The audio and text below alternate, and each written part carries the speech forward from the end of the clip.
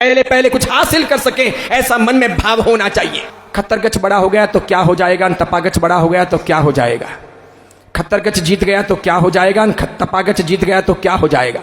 जब जैन धर्म ही हार जाएगा तो खत्तरगच तपागच 3 थुई 4 थुई सब पानी में मिल जाएंगे, सबके मारा सब हवा खाएंगे। देखना आप, ये अभी जितने अपने चिल्लाते हैं और जितने अपने बोलते हैं, जितने अपने सोचते हैं कि ये हमारा गच नहीं, ये तुम्हारा गच, ये हमारा संप्रदाय तुम्हारा संप्रदाय, ये जो जैनों के दिमाग के अंदर भूत घुसा है, सचमुच ये दीमक लगी है और ये दीमक पूरे जैन समाज को खा रही है। इसमें मैं कहना चाहूंगा, मंच पर बैठा हूं और पास में मेरे समुदाय के नहीं अलग समुदाय के 2 आचार्य भगवंत बैठे हैं, दोनों से माफी मांगते हुए कहना चाहूंगा कि समाज के बंटवारों में साधुओं की भूमिका महत्वपूर्ण है।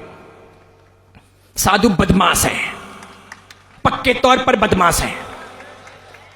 साधु साध्वियों की वजह से बहुत समाज के अंदर बंटवारे हो रहे हैं, बहुत हो रहे हैं, बहुत छिन्न भिन्नता हो रही है। स्थानकवासी देखो, तेरापंथी देखो, 3 थुई देखो, 4 थुई देखो, गुजराती देखो, राजस्थानी देखो, जो जहां जाता है अपने अपने वर्ग को मजबूत करने के लिए दूसरे वर्ग को गालियां देनी हो, उसको नहीं आने देना हो, उसके बारे में बाड़ाबंदी करनी हो, ये करना हो वो करना हो, सिखाते गए। थोड़े थोड़े टटपुंजिए लोग मिल गए, उन साधुओं को सुनते चले गए। हमारी सबसे बड़ी तकलीफ है, कल ही मैंने भाग्यश्री जी महाराज साहब से कहा था कि मतभेद हमारी समस्या नहीं है, मतभेद हमारी समस्या नहीं है, मनभेद हमारी बहुत बड़ी समस्या है।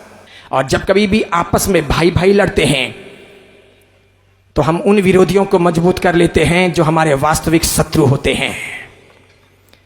समझ रहे हो, जब जब आपस में भाई भाई लड़ते हैं, एक बिरादरी के लोग लड़ते हैं, एक समाज के लोग लड़ते हैं, तब हम उन विरोधियों को मजबूत कर लेते हैं जो हमारे सच्चे शत्रु होते हैं। समझो आप सूरत में रहते हो और 2 दुकानदार आपस में लड़ो तो आप दोनों के जो कॉमन दुश्मन होंगे उनको मजा आ जाएगा कि हाँ ठीक हुआ, लड़ने दो। उधर से वो कोई थोड़ा बहुत घासलेट डालेगा, ये लाकर के इधर से पेट्रोल डालेगा, आप दोनों के तमाशे वो देखते जाएगा। लड़ाइयां कभी भी शांति का सूत्रपात नहीं करती, लड़कर के कोई भी जीत सकता है, शांति से जी नहीं सकता। और देखो सबकी उम्र पूरी होनी है। आज जो आप लोग लड़ रहे हो या आपस में विवाद कर रहे हो या अन्य लोग लड़ रहे हैं या आपस में विवाद कर रहे हैं या जैन समाज में इस प्रकार के बंटवारे हैं, कितने ही लड़ने वाले आचार्य भगवंत विदा हो गए दुनिया से, सबका अग्नि संस्कार हो गया, आज राख भी देखने को नहीं मिलती। बड़े बड़े आचार्य भगवंत गए, बड़े बड़े गए, दिग्गज गए, जिनके नामों पर बंटवारे हुए वे सब गए, एक भी वापस नहीं आ सकता और किसी की कोई थाती नहीं बच सकती।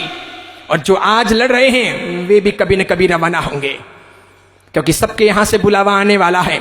कोई देर से जाएं, कोई सवेर जाएं, कहीं ऐसा ना हो जाए कि लड़ाइयां यहीं रह जाएं और हम रवाना हो जाएं तो फैसला कौन करेगा। लड़ाइयां यहीं रह जाएं और हम चले जाएं तो फैसला कौन करेगा। तो बुद्धिमानी तो यह होती है कि पैर के नीचे पानी आए उसके पहले सावधान बने। क्या लड़ना है, किस बात के लिए लड़ना। खत्तरगच अपना करें, तपागच अपना करें, क्या फर्क पड़ता है। 3 थुई अपना करें, 4 थुई अपना करें, क्या फर्क पड़ता है। अचलगच अपना करें, पायचनगच अपना करें, क्या फर्क पड़ता है। मंदिर मार्गी अपना करें और गैर मंदिर मार्गी अपना करें, क्या फर्क पड़ता है। एक दूसरे पर कीचड़ क्यों उछालें, एक दूसरे को कमतर क्यों समझें। छोटे भाई बड़े भाई क्या साथ में नहीं रह सकते।